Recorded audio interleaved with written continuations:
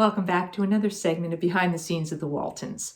Today I'm going to be talking about an episode from Season 5, Episode 10, The Great Motorcycle Race. If you're enjoying these, please do hit like and subscribe. This episode was directed by our very own Richard Thomas.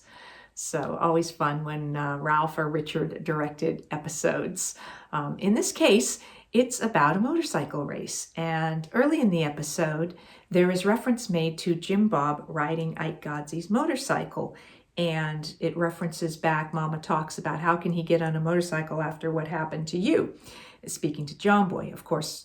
Early in episode 5, John Boy was walking with a cane because Richard had had a real life accident filming a movie about the death of James Dean. And his character was riding a motorcycle, had a crash, and Richard broke his ankle. So, but I thought in that initial episode that John Boy said something about that his ankle was going, or his foot was going to heal faster than, I thought he said Ike's motorcycle, but maybe I'm wrong, and maybe he just said the motorcycle. But in this case, Jim Bob is riding Ike's motorcycle.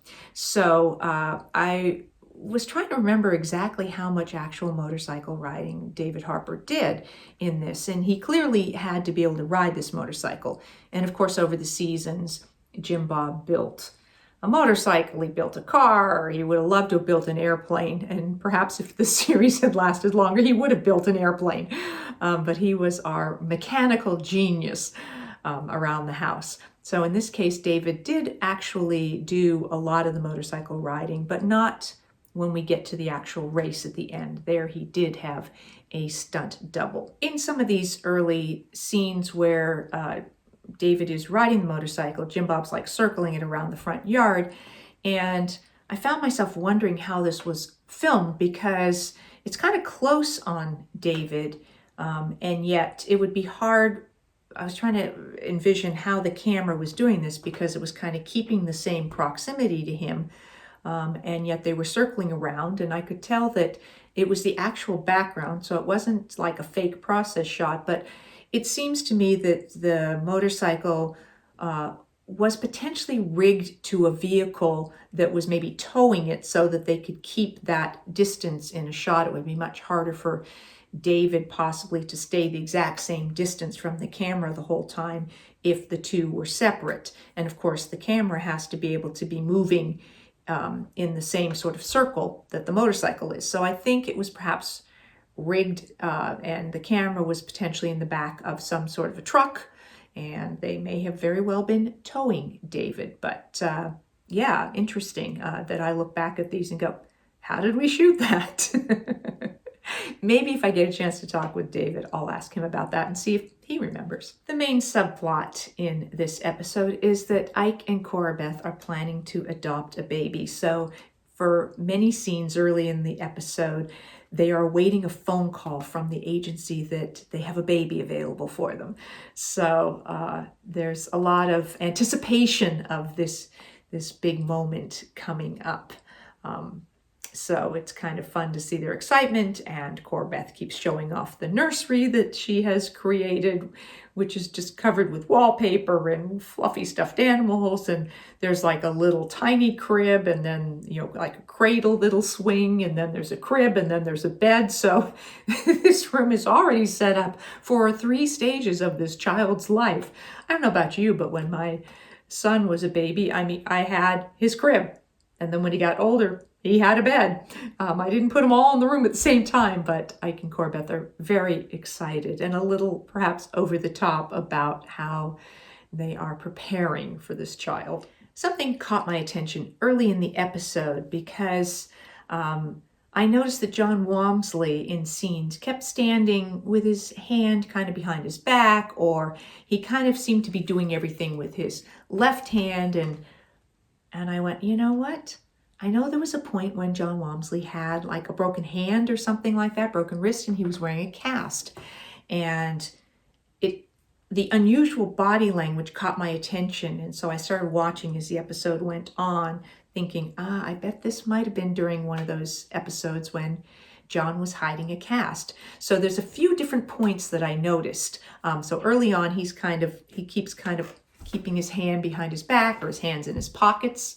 at one point he walks into Ike's store and you see his hand hanging down, but he's got his sleeve down over his hand. I went, well, that's also sort of unusual. And then another point where he has his hands in his pocket. And then when we get to the actual motorcycle race, when he's standing around with Jim Bob, everybody else is cheering him and, and applauding him. And he's kind of, again, just using the one hand. And then I did catch little places where that cast showed right at the end, where they're all congratulating Jim Bob. We actually do indeed see the cast. And I literally went back through some episodes before and some episodes after to see, because I couldn't remember exactly how long a period of time Jon wore this cast. But as early as the episode, The Wedding, I could see that he was again sort of hiding that hand. And there's a point in a dance, the hard luck dance in The Wedding, where you see him playing and he's hiding behind a music stand. So, but the hand is strumming. And so every once in a while, if you were to freeze it, you'd probably catch a bit of this cast. So I saw it was in that episode, and then the following one, The Cloudburst, I caught it at times. And then by the time we got to the pony cart, which was after the Great Motorcycle Race, the cast was off. So that was sort of the arc of Jon's hand in a cast, kind of like watching Richard and how long he had that cane. By this episode, he's not using the cane. He didn't really use the cane for very long, but mostly in the first edition episode. This is the episode that introduced Rachel Longaker as Amy Godsey. So instead of adopting a baby, an infant, they think they're going to get an infant, a little boy, but the mother decides that she's going to keep him. And so while they're there, they see and fall for Amy, and they bring her home. So this episode is when we first meet her, and when Rachel first came to join our cast. Of course, she recurred as the character of Amy for episodes throughout the rest of the regular series. And I'm going to be speaking with Rachel in my next segment. So I thought, as a precursor to speaking to her, we would take a look at the episode that introduced her. And she was just adorable and so forlorn. And she and Elizabeth start this friendship. And I love how the things that she is experiencing, Amy is experiencing in feeling uncomfortable with Ike and Corabeth, that she doesn't quite know how to say it to them, but she sort of expresses this with Elizabeth. And I think that's very indicative of how children are, that they often don't feel comfortable speaking to adults, but someone else, a contemporary, they will sort of voice things and their confusion and their uncertainty. And so that happens between Amy and Elizabeth, and I think helps Amy through that. And I think it's a clever tool that a writer uses sometimes, where things might seem awkward to have a conversation amongst adults, or for a child to say things to an adult, but they can convey a lot of information through the simplicity of the way that children speak to each other. So really well done in this episode, I thought. Jim Bob has gotten permission from Ike to ride Ike's motorcycle anytime. And Jim Bob literally takes the sidecar off of it and is riding it around. He takes his girlfriend, Patsy Brimmer. We see him have this little relationship with Patsy over a few different episodes. In this case, he takes her for a ride a couple times. And at one point, he picks her up and she's wearing pants and a shirt. And then by the time he arrives in Rockfish, she's wearing a dress. So a little continuity error there. But he goes over there because he's heard that there's going to be motorcycle races, and he wants to ask Mr. Stoker if he tells him he wants to race. And Mr. Stoker isn't so sure about this, but finally Jim Bob talks him into it. In this case, the character of Mr. Stoker is played by actor Lewis Charles. Mama, of course, is not at all happy about the idea of Jim Bob riding in a race, especially after John Boy having had a motorcycle accident. So, but Jim Bob has a really sweet scene with her and just explains that he's different. He's not like Ben, he's not like Jason, he's not like John Boy, and that he's always going to want to drive cars and motorcycles and even airplanes, and that's just who he is. And I think that's really, we get some insight into the character of Jim Bob in this episode and what his dreams really are. And so I loved that. And it kind of disarms Olivia a bit because she's moved by what he has to say. So although she's not happy about this, he pretty much puts his foot down, says, I am going to do this. And as she leaves and he asks if she's going to be there, and, she's just like, she doesn't answer him. But then right at the end, as she leaves, she turns and she sort of smiles. So she softens just a bit so that we're left with the sense that all is really okay between Jim Bob and Mama, which is, I think, really nice. Ralph is only briefly in this episode. Early in the episode, we hear that he's off doing a wiring electrical job for someone, and must be a little further away. So Olivia isn't expecting him back until maybe the weekend. And he shows up in the evening and surprises her because he's heard that this thing is going on with the potential motorcycle race. And he knows that Olivia will be upset about that and would like to be there to support her in this. But he has the one scene. She explains how it's all resolved. He teases her about how she really doesn't need him around. And then we don't see him again. So I don't remember if Ralph was working on another show, had something else going on, or what the reason was for him having just, a scene or two in this particular episode. But it was lovely to see him for this brief period. Feeling completely uncertain as a parent, Corabeth comes and she's looking for Olivia to get advice, but she ends up talking with Grandma, which I think is great because